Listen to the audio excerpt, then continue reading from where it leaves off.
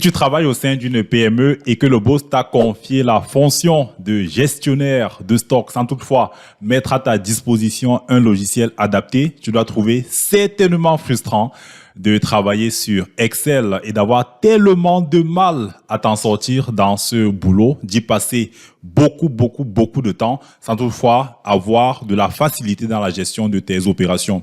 Alors c'est pourquoi dans cette vidéo, je vais te montrer un outil qui va te faire gagner énormément de temps, un outil conçu à l'aide du VBA d'Excel pour maîtriser la gestion de stock d'une PME, qu'elle ait 2, 3, 4, 5, 10, 15, 20 magasins au point de vente différents. On va voir qu'il est absolument possible de maîtriser la situation de stock, de maîtriser par le biais des inventaires la situation de stock de chacun de ces magasins, et c'est cela qu'on verra dans cette vidéo. C'est parti! J'ai le plaisir de vous présenter dans cette vidéo un outil conçu à l'aide du VBA d'Excel pour automatiser la gestion des stocks d'une PME, d'une petite entreprise, à l'aide justement d'Excel, et vous verrez que c'est très facile de procéder ainsi. On va avoir ici la possibilité d'enregistrer, même si on a 5, 10, 15 magasins différents, 15 points de vente différents,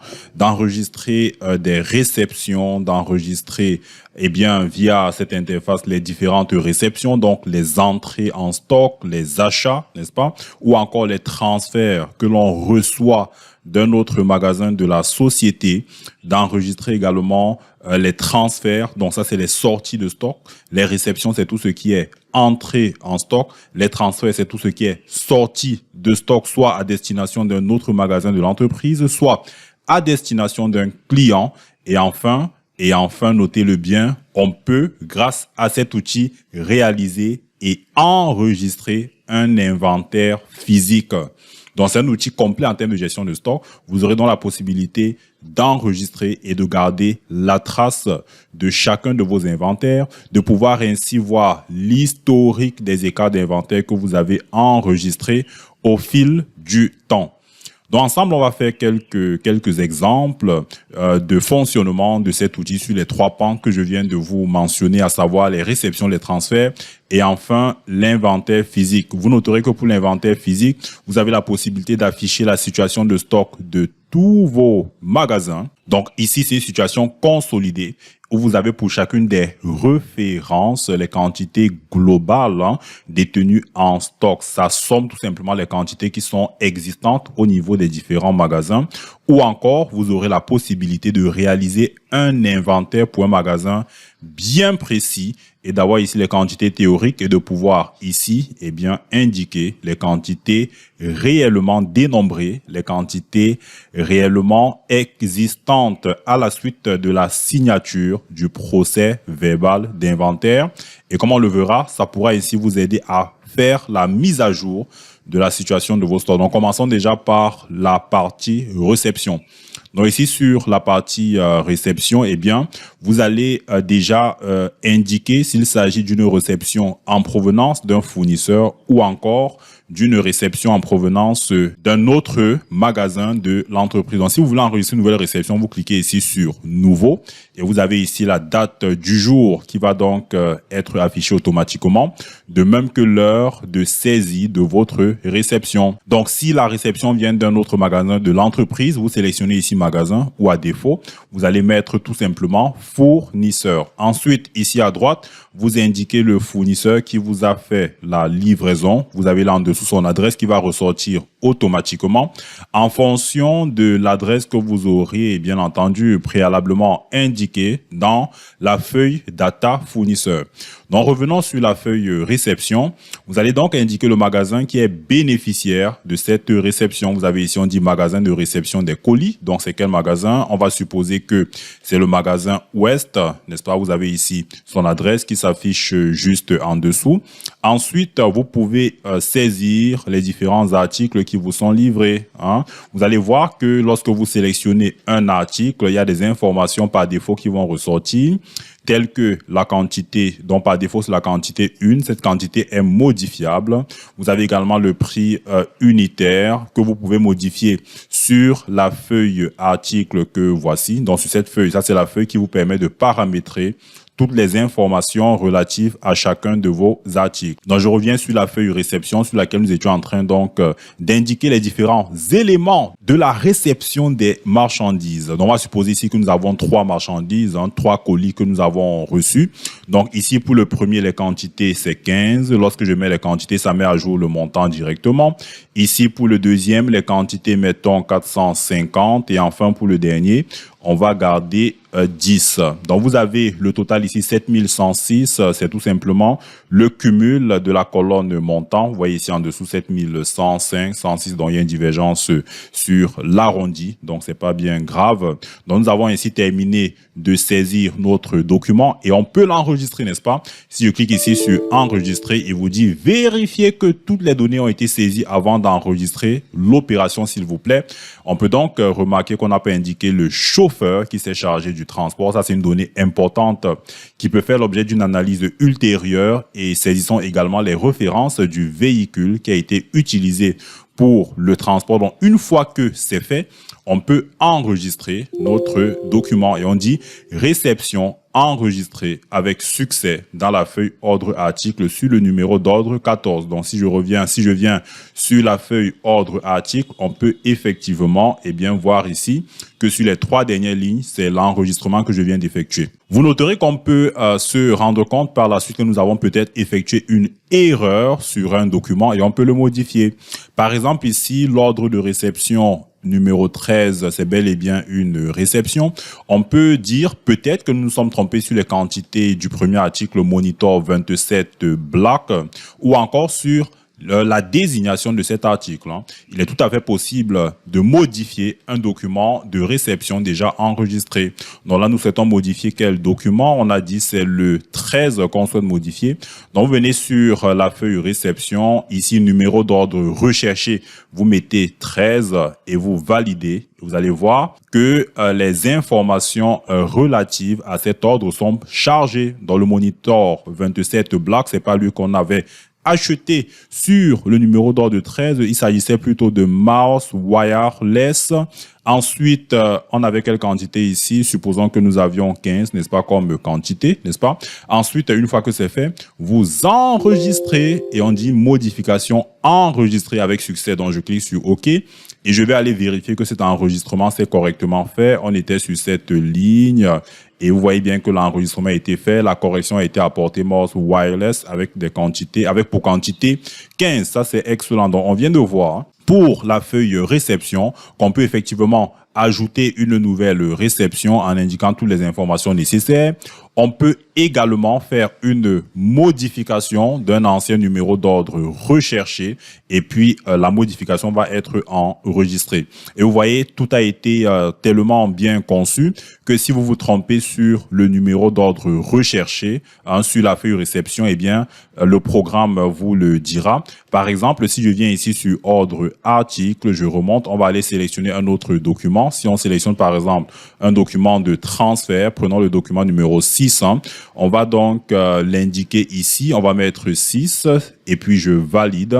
Il nous dit l'ordre sélectionné n'est pas un ordre de réception. Veuillez reprendre s'il vous plaît. Donc, tout a été tellement bien conçu à telle enseigne que sur cette feuille, c'est uniquement des documents de réception qui peuvent être enregistrés.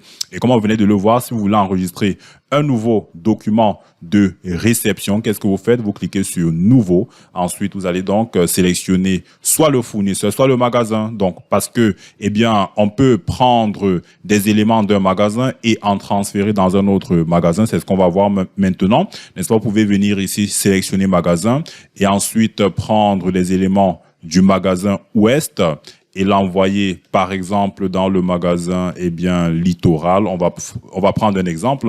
Donc venez ici sur mouse wireless qui avait été acheté précédemment. On prend en quantité 1 et on va donc transférer cela du magasin Ouest vers le magasin Littoral. Donc le magasin Littoral est le magasin de réception tandis que le magasin Ouest est le magasin de transfert. Donc vous indiquez le nom du chauffeur de même que la référence du camion et ensuite vous cliquez sur enregistrer et vous allez donc voir qu'une nouvelle réception a été enregistrée avec pour numéro 15. On va aller regarder ça. CTRL SHIFT touche de direction vers le bas et nous avons effectivement une réception qui s'est faite au niveau du magasin Littoral en provenance du magasin Ouest. Donc voilà pour la partie réception. À présent, je vais vous montrer comment enregistrer une opération de transfert. Donc on va dire il n'y a pas une grosse différence, sachant que le transfert signifie tout simplement que le colis partira d'un magasin vers un autre magasin ou encore du magasin que nous aurons sélectionné ici vers le client. Donc c'est ça la seule différence. Dans la partie réception, vous avez des colis qui vont provenir soit d'un magasin, soit d'un fournisseur. Dans la partie transfert, ce sera des colis qui partiront d'un magasin soit vers un client, soit vers un autre magasin. Alors, prenons l'exemple d'un client qui est livré, n'est-ce pas? Vous allez donc enregistrer cette livraison dans la partie transfert. Dans la partie transfert, c'est pour les sorties de stock et la partie réception, c'est pour les entrées en stock. Donc, pour une sortie de stock, on va supposer que nous sommes en train de faire sortir un stock du magasin Ouest vers le magasin, vers un client. Voilà. Mais avant de faire cette sortie de stock, vous pouvez venir ici sur la feuille inventaire et vérifier les stocks existants du magasin à partir duquel vous souhaitez faire la sortie de stock. Donc, si je viens choisir magasin Ouest, à partir duquel je vais faire ma sortie de stock, vous pouvez avoir ici les différents articles pour lesquels, il existe un stock disponible, n'est-ce pas? Donc, ici, le premier article, c'est Bath Vanity Set. Nous allons venir sur la feuille transfert et faire un transfert, n'est-ce pas, de cet article. Donc, je clique sur nouveau, n'est-ce pas? Ensuite, je choisis ici le magasin de transfert, c'est le magasin Ouest. Donc, pour un client, je vais sélectionner ici client et ensuite, on va identifier le client qui va être livré, c'est Jackie Tubeman. À présent, je vais sélectionner l'article qui va être transféré ou vendu à ce client. Ce sera Bath Vanity Set. Le voici. Je vais donc vendre combien comme quantité? Supposons que j'en vends pour 450. Ensuite, je vais choisir un second article que je vais transférer à ce client. Prenons par exemple celui-ci. On va indiquer comme quantité 10. Vous avez ici le coût total de ce qui est transféré au client. Vous indiquez, le chauffeur qui procédera au transport au bénéfice donc du client, de même que la référence du camion. Une fois que c'est fait, qu'est-ce que vous allez faire? Vous allez cliquer sur le bouton enregistrer et voilà votre transfert qui est enregistré avec succès dans la feuille ordre article sur le numéro 16. Donc, comme on vient de le voir, on peut également enregistrer un transfert à destination d'un client ou encore à destination d'un autre magasin de l'entreprise. Donc, voici les deux dernières lignes de la feuille ordre article qui indiquent le nouveau document qui vient d'être ajouté. Et si vous vous êtes rendu compte qu'il y a une erreur dans le transfert qui vient d'être effectué, vous saisissez tout simplement le numéro de référence de l'ordre. Les éléments sont chargés ici en dessous et vous pouvez apporter les modifications souhaitées à votre document et vous l'enregistrez. Et on vous dit la modification est enregistrée avec succès. Si je viens sur la feuille ordre article, vous voyez bien que le nombre, les quantités ont été changées. Les quantités ne sont plus les mêmes. En dernier ressort, nous allons maintenant enregistrer un exemple d'inventaire. Parce que voyez-vous, lorsqu'on gère des stocks, on a besoin à un moment donné de réaliser des inventaires. Et lorsqu'on réalise cet inventaire, on se rend généralement compte qu'il y a une différence soit mineure, soit une différence importante entre le stock théorique et le stock réel et les quantités qui ont été réellement dénombrées à la suite de cet inventaire physique. Parce que si vous voulez gérer des stocks qui correspondent à la réalité, il est important de réaliser des inventaires à une certaine fréquence. Ça peut être des inventaires qui sont faits tous les mois, des inventaires qui sont faits de façon hebdomadaire. Toujours est-il qu'il faut définir une fréquence de réalisation de votre inventaire. Ici, vous pouvez consulter la situation de stock de tous les magasins. C'est une situation globale qui vous donne ici pour chaque référence, pour chaque article vendu au niveau de la société, les quantités théoriques existantes. Mais comme vous le savez, lorsqu'on fait un inventaire, c'est dans un magasin bien précis. C'est pourquoi dans la conception de cet outil, j'ai veillé à ce que l'inventaire ne puisse pas être réalisé au niveau de tous les magasins. Si vous cliquez ici, enregistrer l'inventaire, c'est pas du tout possible, n'est-ce pas?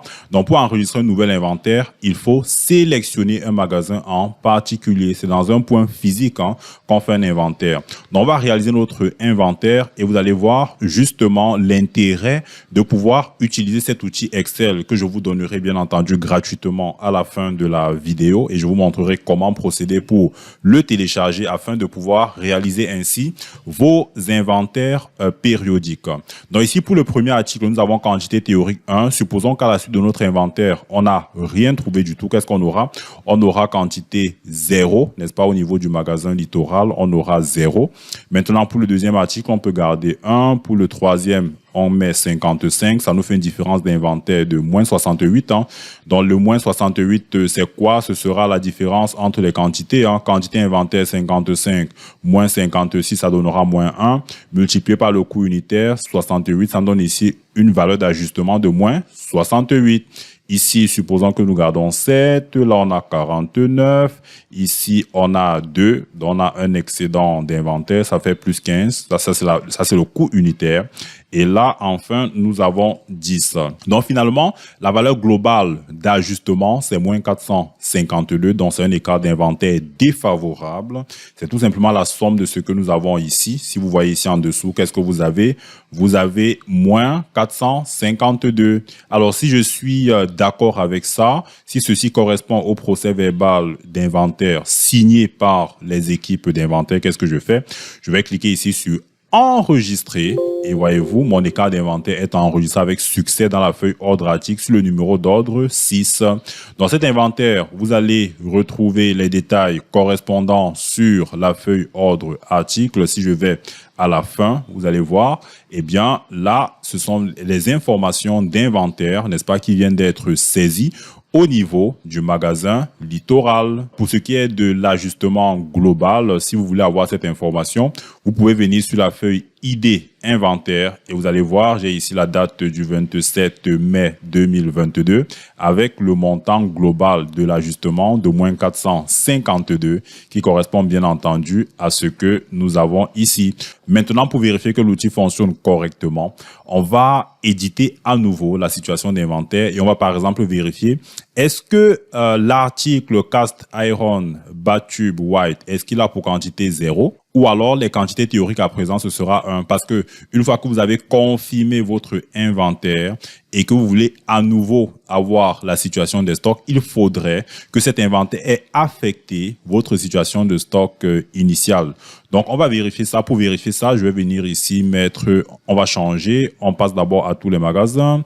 Ensuite, on vient ici mettre magasin Littoral. Vous voyez bien que pour le premier article, Cast Iron Batube, eh bien, on a pour quantité théorique 0. Donc, c'est dit qu'effectivement, cet inventaire a affecté la situation de nos stocks. Donc, voilà un outil que vous pouvez effectivement utiliser pour suivre la situation des stocks dans chacun de vos magasins, pour enregistrer les réceptions de stocks en provenance d'un fournisseur ou d'un autre magasin, pour enregistrer les transferts à destination d'un autre magasin ou à destination d'un client. Et je peux vous confirmer que ça affecte vraiment la situation des stocks. Si vous voulez, on va prendre un dernier exemple.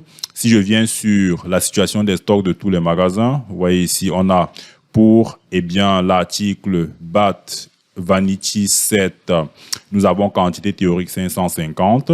On va transférer un article à un client et on va voir si ça décrémente effectivement les quantités pour les ramener à 549. Donc, je viendrai ici faire un transfert sur l'article BAT Vanity 7. Je clique ici sur Nouveau. Je prends n'importe quel magasin qui va transférer cela. Prenons par exemple le magasin du Littoral qui va transférer cela à quel client? Au client Jackie Chupman. On a parlé de l'article BAT Vanity 7. Je le sélectionne donc ici. On prend quantité par défaut 1. Ensuite, il est transféré via le chauffeur Peter Parker, via le camion Tow Truck. Ensuite, je clique sur enregistré, n'est-ce pas? Le transfert est enregistré avec succès.